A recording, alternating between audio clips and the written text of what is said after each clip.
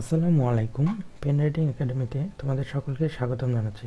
তো আজকে আমরা এসএসসির 10th উইকের যে অ্যাসাইনমেন্ট আছে ইংলিশ, সেই অ্যাসাইনমেন্টের অ্যান্সারটা দেখব কিভাবে আমরা করব এবং আমরা অ্যান্সারটা সলভ করার চেষ্টা করব। তো প্রথমে আমরা অ্যাসাইনমেন্টটা কী দিয়েছে সেটা একটু দেখে আসি।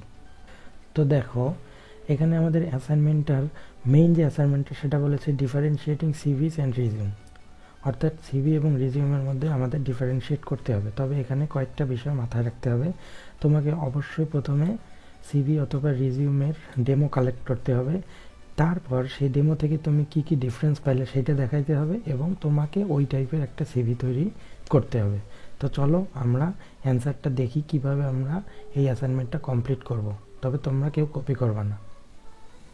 তো দেখো, প্রথমেই আমি একটা কম্প্যারিজন দেখাইছি, তোমরাও ঠিক এরকম একটা কম্প্যারিজন দেখাবা। তবে তোমরা কালো কালার পেন ইউজ করবা এবং সাদা কাগজ ইউজ করবা, অন্য কিছু করার দরকার নেই। এখানে আমি জাস্ট লাল দিয়ে বুঝাইছি যে এখানে এই ইম্পর্টেন্টগুলো থাকে।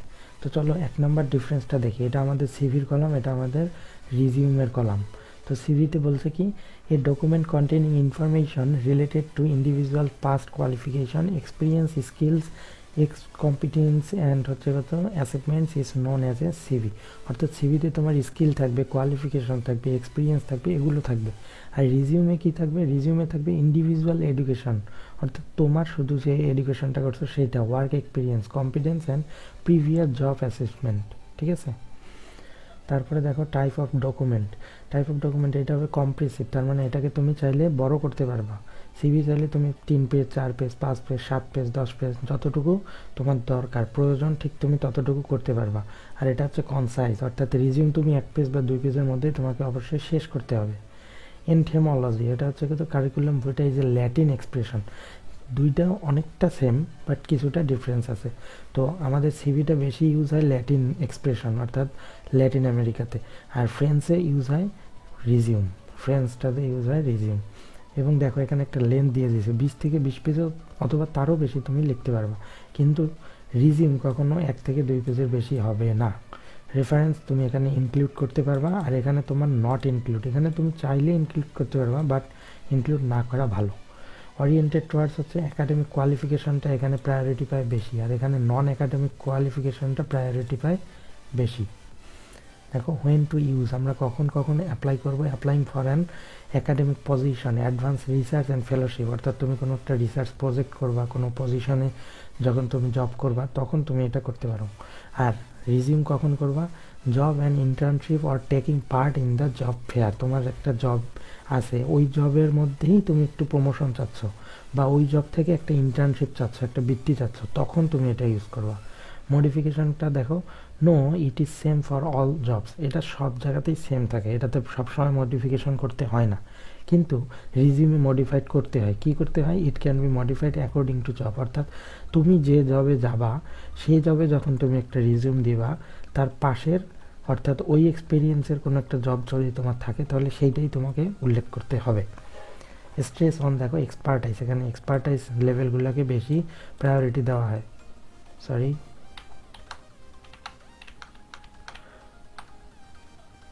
এক্সপার্টাইজ লেভেলগুলোকে বেশি প্রায়োরিটি দেওয়া হয়। এখানে দেখো কন্ট্রিবিউশন হচ্ছে how your work made a difference, অর্থাৎ এখানে তুমি তোমার একটা আইডিয়া তুমি দিতে পারো যে আমি ওই ওয়ার্কটা করছি, আমার ওই ওয়ার্কে এইরকম এক্সপিরিয়েন্স হয়েছে, এইরকম হয়েছে, ঠিক এইরকম কিছু একটা বলতে পারো। এডুকেশন, এডুকেশন কি at the top of the CV, সিভিতে সবসময় খেয়াল রাখবা যে এডুকেশনের পার্টটা তোমার টপে থাকবে। আর রিজিউমে তোমার মেনশন আফটার এক্সপিরিয়েন্স, অর্থাৎ তোমার প্রথমে রিজিউমে আগে এক্সপিরিয়েন্স থাকবে, তারপরে তোমার এডুকেশনাল কোয়ালিফিকেশনটা তুমি লেখার চেষ্টা করবা। তো এই ছিল আমাদের ডিফারেন্স। হ্যাঁ, আমি আরেকবার যদি বলি তাহলে সিভি আর রিজিউমের মধ্যে আমাদের মোটামুটি এই কিছু ডিফারেন্স আছে। তোমরা যদি আরও কিছু ডিফারেন্স পাও তাহলে সেগুলো অ্যাড করার চেষ্টা করবো। তো আমাদের প্রথম কাজ হচ্ছে একটা ডিফারেন্স তৈরি করা, দেন আমরা যে আসলে ডিফারেন্সগুলো পাইছি তার একটা প্রমাণ রাখতে হবে। তাহলে এই দেখো আমি তোমাদেরকে একটা রিজিউম দেখাইছি, এটা একটা ডেমো রিজিউম, তোমরা চাইলে ইন্টারনেটে সার্চ দিলে এরকম অনেক রিজিউম পাওয়া। তো দেখো এই যে প্রথমে কিন্তু ওয়ার্ক এক্সপিরিয়েন্সটা আছে, ঠিক আছে, এই ওয়ার্ক এক্সপিরিয়েন্সের পরেই কিন্তু আমাদের এডুকেশন, তার আগে না, অর্থাৎ এডুকেশন আগে অ্যাড করা যাবে না। এবং দেখো রিজিউমটা 1 পাতার মধ্যেই শেষ। এখানের মধ্যে আমাদের কি আছে, লোকেশন, এখানে প্রোফাইলের, তারপরে এখানে দেখো স্কিলগুলো দেওয়া, ওয়ার্ক এক্সপিরিয়েন্স, ভলান্টিয়ার এক্সপিরিয়েন্স, এই তো যেখানে যেখানে ওয়ার্ক এক্সপিরিয়েন্স করছি, এডুকেশন। আবার দেখো এই দেখো আমি কিন্তু এটা ইউজ করছি এই জন্য লিখে দিছি novoresume.com, ঠিক আছে? তো এখানে কপিরাইট খাওয়ার কোনো ইস্যু নেই। হ্যাঁ, তারপর দেখো আর সিভিটা দেখো, সিভিটাতে আমি কি করেছি, প্রথমেই আমি এডুকেশনটা অ্যাড করেছি, তারপরে এডুকেশনগুলো অ্যাড করানোর পরে ওয়ার্ক এক্সপিরিয়েন্সটা অনেক শেষে, এবং আরও স্কিলগুলো এরকম। এবং এখানে সিভিতে কিন্তু কোনো পেজের লিমিটেশন নাই, কিন্তু রিজিউমে অবশ্যই পেজের লিমিটেশন আছে।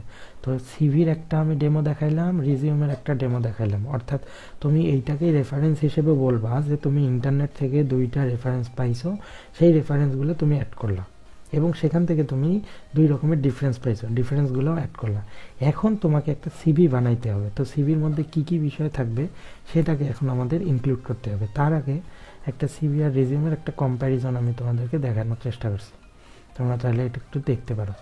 তো কি কি ইনক্লুড থাকবে, অর্থাৎ তোমার সিভিতে কি থাকবে আর তোমার রিজিউমে কি থাকবে, এইটা নিয়ে আমি একটু লিখেছি। একটু দেখো যে সিভিতে আমার প্রথমে থাকবে ফুল নেম, ফুল নেমের পরে কন্ট্যাক্ট ইনফরমেশন। এই কন্ট্যাক্ট ইনফরমেশনের মধ্যে তোমার কি থাকতে পারে, লিঙ্কডইন প্রোফাইল থাকতে পারে, ফেসবুক প্রোফাইল থাকতে পারে, ফোন নাম্বার থাকতে পারে, হোয়াটসঅ্যাপ থাকতে পারে, যা কিছু, ঠিক আছে?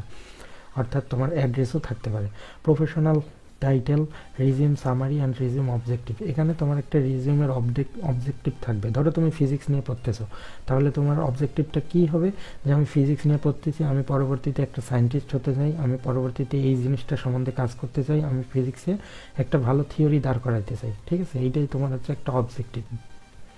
দেন কি রিসার্চ ইন্টারেস্ট, তুমি কোন বিষয়ে রিসার্চ করতে চাও। যদি তুমি যেহেতু 10-এর এটা, তো এখানে রিসার্চ ইন্টারেস্টটা কোনো দরকার পড়বে না। তারপর কি থাকবে এডুকেশন, এডুকেশনটা তুমি কি কি, যেহেতু তুমি এসএসসিতে আসো তাহলে তুমি ক্লাস 5-এরটা দেবা, 8-এরটা দেবা। পাবলিকেশন, পাবলিকেশন লাগবে না, অর্থাৎ তুমি এখনও কোনো বই পাবলিশ করো নাই। Teaching or lecturing expertise, teaching or lecturing expertise এটাও তোমাদের না থাকারই কথা, যদি থাকে তাহলে তুমি দিতে পারো। তবে এই জিনিসগুলো সবগুলোই তোমার ওয়ার্ক এক্সপিরিয়েন্সে যাবে। হ্যাঁ, সবগুলোই থাকবে ওয়ার্ক এক্সপিরিয়েন্সে। কনফারেন্স অ্যান্ড কোর্সেস, হ্যাঁ তুমি যদি অনলাইনে কিছু কোর্স করতে পারো, যেহেতু করোনাকালীন সময়, সেখানে তুমি অ্যাড করতে পারো। তারপর তোমার কিছু স্কিল, তুমি কোথায় কোথায় কী কী সার্টিফিকেট পাইছো এগুলো, language and grants of fellowships and references. এই ফেলোশিপ এই কলামটার দরকার নেই, আর রেফারেন্সেস তুমি দিলে অ্যাড করতে চাইলে করতে পারো, না চাইলে নাই। আর এখানে ঠিক সেম জিনিস থাকবে, এখানে কি থাকবে, ফুল নেম, তারপর তোমার একটা জবের টাইটেল থাকবে, অর্থাৎ তোমার রিজিউমটা ইউজ হয় একদম প্রফেশনাল কর্পোরেট জবগুলোতে, ঠিক আছে? Then contact information, resume summary, work experience, education and skill. তো আই থিঙ্ক তোমরা বুঝতে পেরেছো, এবং বাকিটা তোমরা দেখে নেবা। আই থিঙ্ক তোমরা এইভাবে সিভিটাকে সুন্দরভাবে কমপ্লিট করবে এবং কম্প্যারিজনগুলোকে ভালোভাবে দেখাইতে পারবা। তোমরা যত বেশি কম্প্যারিজন লিখতে পারবা তত বেশি তোমাদের মার্কটা আসবে, কারণ এই কম্প্যারিজনের উপরেই হচ্ছে মেইন মার্ক। তো ভালো থেকো, সুস্থ থেকো, আশা করছি পরবর্তী কোনো অ্যাসাইনমেন্ট নিয়ে তোমাদের সামনে হাজির হব। ধন্যবাদ।